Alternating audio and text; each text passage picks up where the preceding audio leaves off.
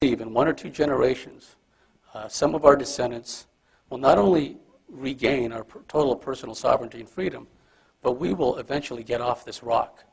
Our destiny is in the cosmos, but there has to be a parallel spiritual development.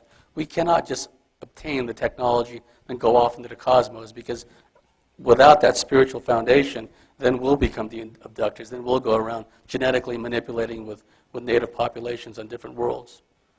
I believe it's our destiny not only to go out into the cosmos, and why should this sound any more crazy than everything else that's happened up till now? Think about it, okay? Not only is it our destiny to leave this rock, but to go out into the cosmos and to help other civilizations that are subject of this sort of predation that I've been describing today. I believe it's our destiny to go around as the white knights of the universe to prevent what's going on here from happening elsewhere. So I'd just like to leave you a thought. Thank you for listening patiently. I really appreciate it.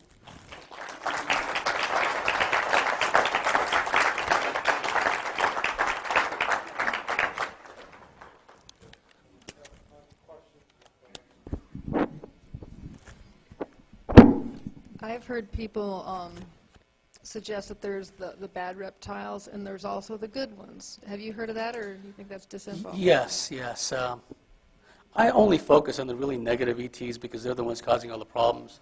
Likewise for the reptilians. However, from some of the my labs that I know, there are what we refer to as messengers, where reptilian beings will appear to certain abductees, frequently my labs, and impart some message.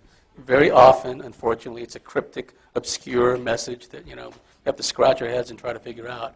But very often this happens to certain my labs. And sometimes it seems that the reptilians that appear like this, they actually, I don't know if it's for effect or they're just pretending, but sometimes they really act in a way that they are sorry that the person has to go through all these things. So I've heard that there are some reptilians that, if not outright hostile, are at least benign. Can we get another question over here? Since during your talk you really had to gloss and almost skip over the MyLab area, could you expand a little bit on that and give us a little background on exactly what a MyLab is and so forth? A MyLab stands for military abductee. It's a term coined by Dr. Helmut Lammer of Austria.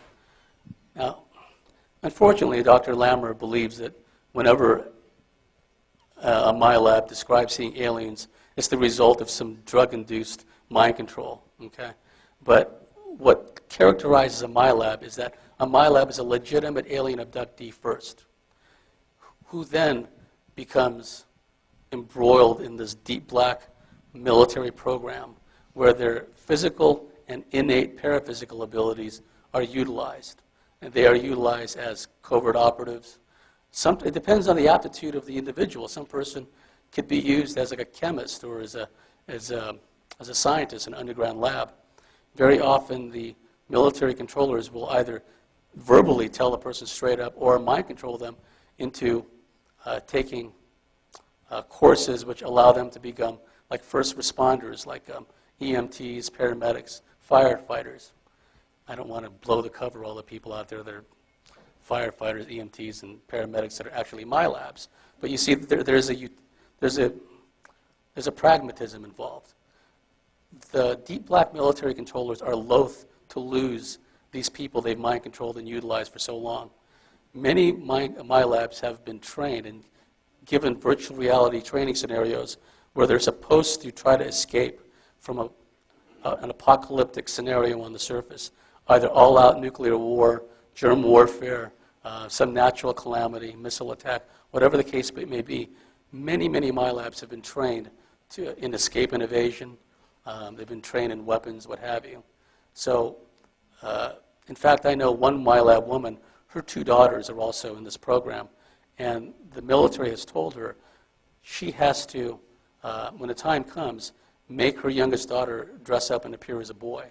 That way it'll keep the kid from getting kidnapped, because it appears that the military controllers foresee a time in this country where what's going on in southeastern Europe, Ukraine, elsewhere, where thousands, hundreds of thousands of of women and children are being rounded up and sold off as sex slaves, they foresee a time when that's going to happen here. And so they're loath to see these people that they've been training. They're not doing it for altruistic reasons. They don't want their assets messed with. Now, it seems to me that since these sex slavery rings are also after little boys, I don't know how good or effective disguising her little girl into a little boy will be, okay?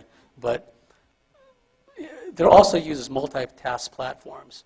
For example, satellites have inherent limitations. An overhead imagery satellite is launched out of Vandenberg Air Force Base. It goes into a polar orbit, and they wait, for that part of the Earth to spin beneath it. It's not like in the movies where they can just send these overhead imagery satellites everywhere.